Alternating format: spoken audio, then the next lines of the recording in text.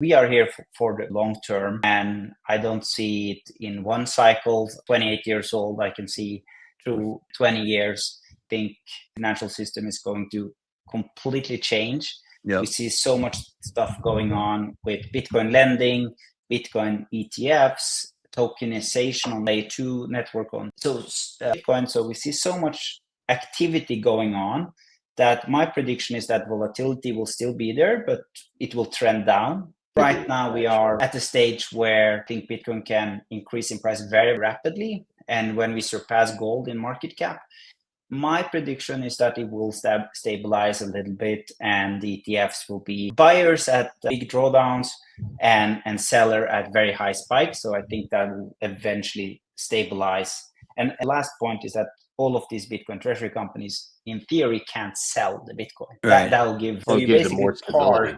Exactly. You park a lot of Bitcoin in publicly traded vehicles where you have fiat liquidity. So the money we can print, you can trade, and can't print will stay there and ensure that Bitcoin will eat up a bigger part of the financial system over time.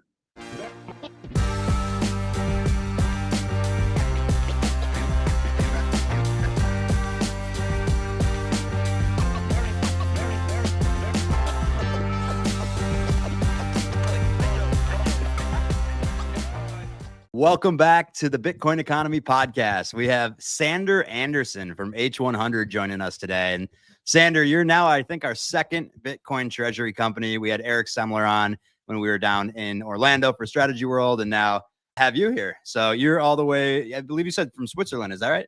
That's correct. Thank you so much for having me.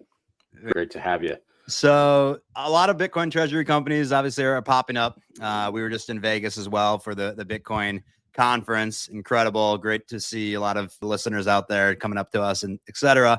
Being early on still, you guys are still early, right? In the Bitcoin treasury strategy. Everyone, you are a third. We did talk to the blockchain group as well.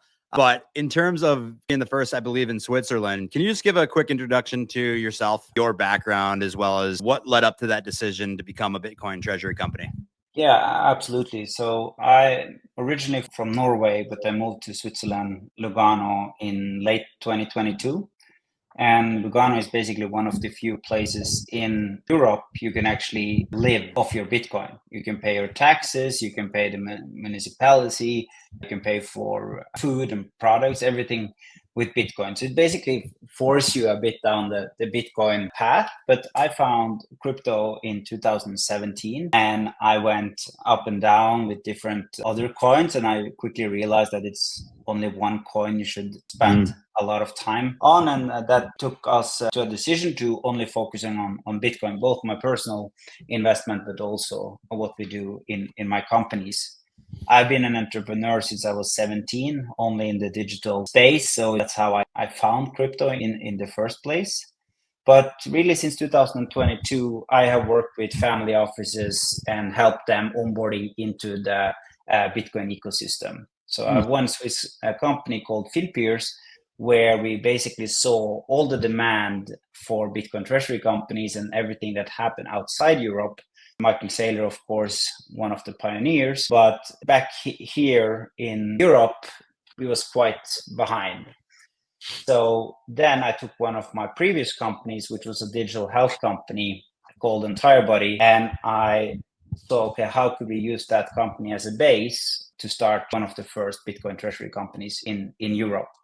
So we did a reverse takeover of a publicly listed company in Sweden. So we are the first Swedish Bitcoin treasury company with longevity operations. So we deliver technology and infrastructure for service providers and their clients to help them live healthy and basically building a parallel health system for the sovereign individual. That's what we aim for. We see huge overlap between Bitcoin and sovereign individuals and those that want to take care of themselves in a preventive way rather than being in the pharma-driven health industry. We had dinner with the MetaPlanet folks probably a month ago now. They were eye-opening with the arbitrage here in Japan, where it's Bitcoin's taxed at 50%. The tax on stocks or long-term gains is, I think, like 25 or 30 for them.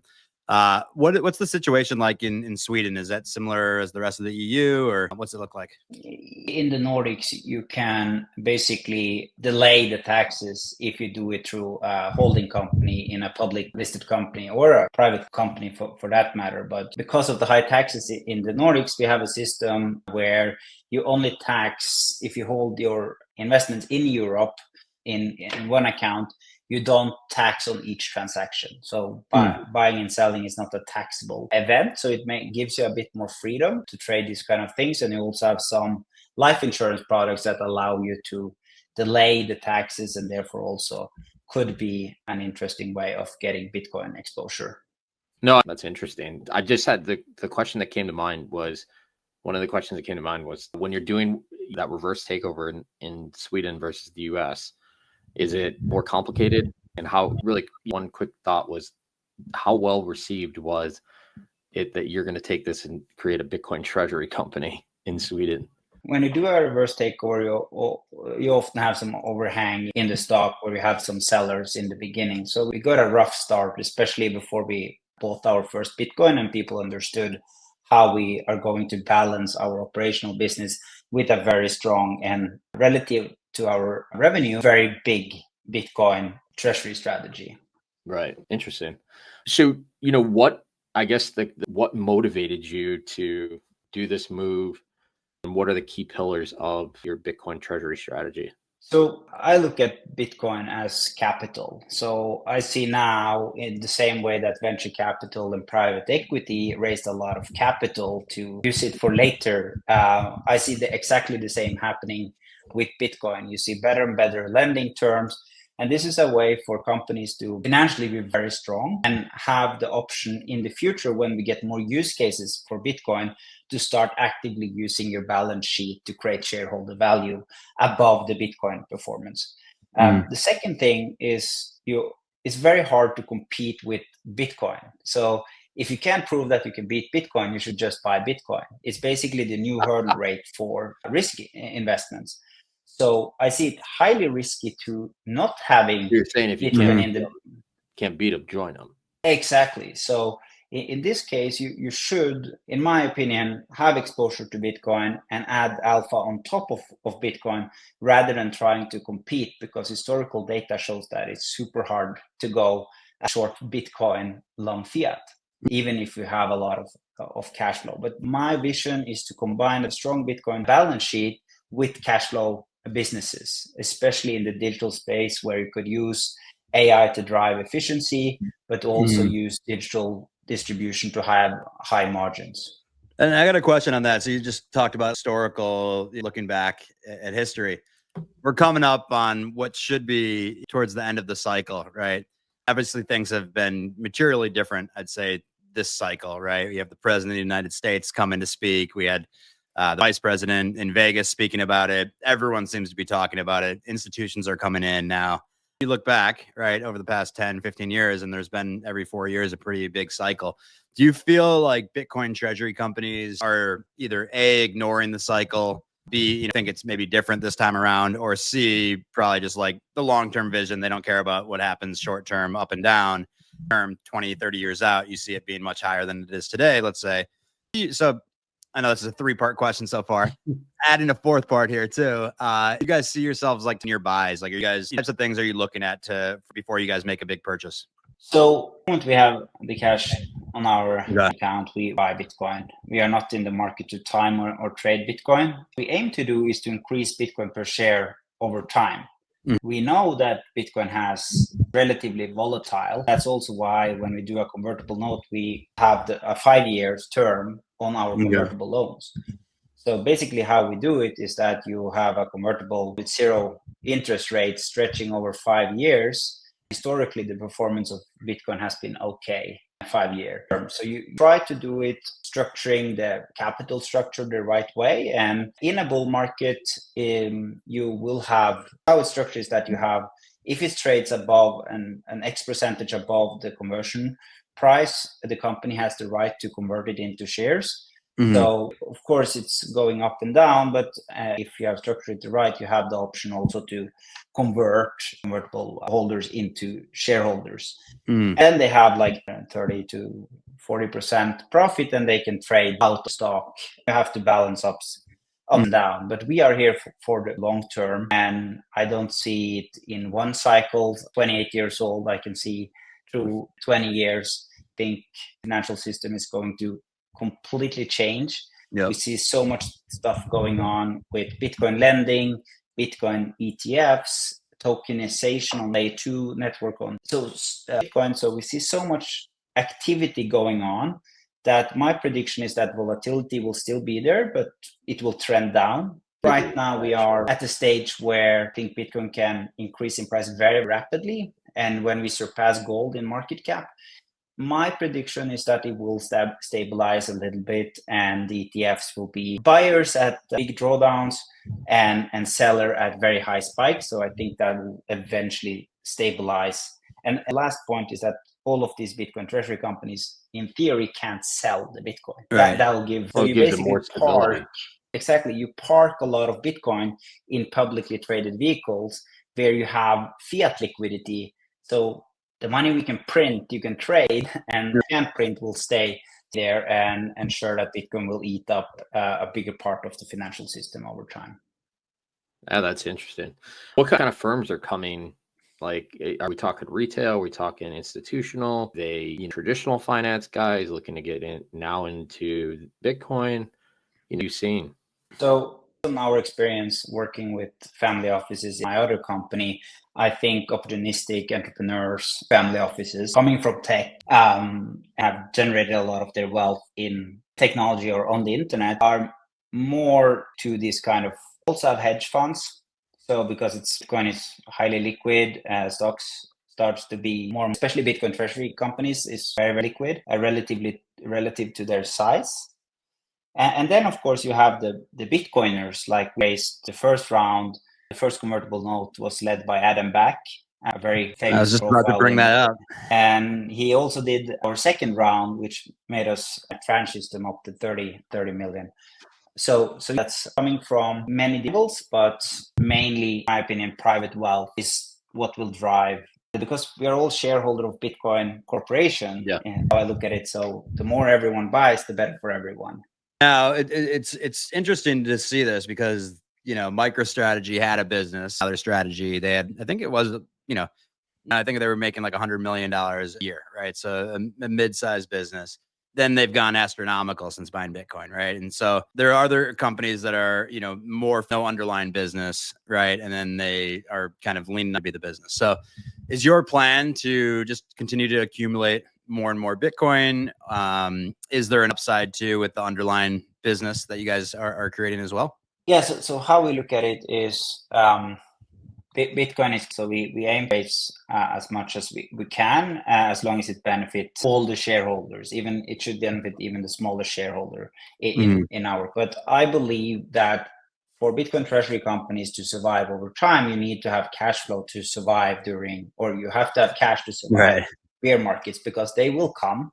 And therefore, I like what we have defined as Bitcoin equity, where you combine Bitcoin with an equity component. Same structure as private equity, where you have the cash flow, where you can survive during tougher times. Interesting. No, I mean, honestly, a lot of the things that we have been talking about, it's me. I mean, it's in this 2013 to hear people talking about the amount they're talking about putting into Bitcoin, the companies that are taking their balance sheet, applying it to Bitcoin. These are days that we were looking forward to early on, and now it's like, oh, it's here.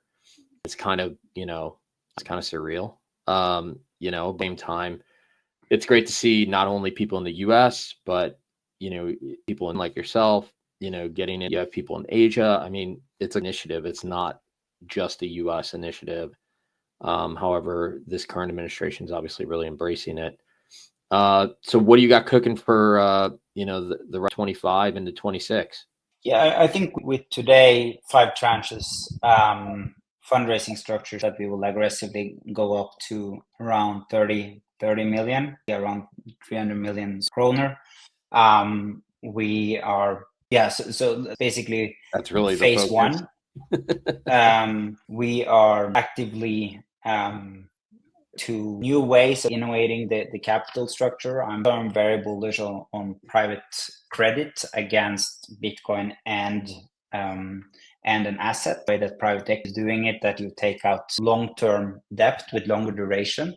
My biggest issue today with Bitcoin lending is the short-term liquidation risk, because we know it can happen, and then you have to very quickly shift your focus on how to structure your loan or top up, or of course you can do conservatively, but I don't like, if you want to buy companies or do something with the Bitcoin, it should be at least be 5-year terms with zero or less zero liquidation risk during that time. That is something I look forward to seeing options. I think it's still a couple of years before we are there, but I'm truly bullish on what I define as Bitcoin equity, which is combining a strong Bitcoin balance sheet with operational that generate positive cash flow. There are more and more companies. Actually, one of our sponsors, Votre, does that for high net worth individuals, where they'll hedge it up front, right? So there's a lot less chance of being liquidated. If you do, then you go down like 10%. Quick question on, I guess, to kind of wrap this up, prediction, if you will. I know Saylor in 2045 famously predicts 13 million a coin. If you don't want to go on record, totally fine. But I do ask people, what do you think the price of Bitcoin will be in 2045? 2045 is a bit tough. Far away. But I'm quite. Don't think in any way that Michael Saylor is wrong. So I stand behind his. I think the first step is that we will very, very quickly go and bigger than the gold market cap. And I don't see market down. I just see Bitcoin goes through it because it's a superior asset. Yeah. So what's the ticker symbol? And people buy it today in the US, or do they have to go off market? OTC? Yeah, I think it should be able through a broker without dropping anything, but it's the ticker. And if you go on H100 group, you will find most of the information. All right. Thanks, Sander. I really appreciate your time today. We're excited to see what H100 does over the next couple of years, and we'll have to have you back in a year or so from now and check in. So thanks so much. Thank you so much, guys. Thank you. All right. Take care.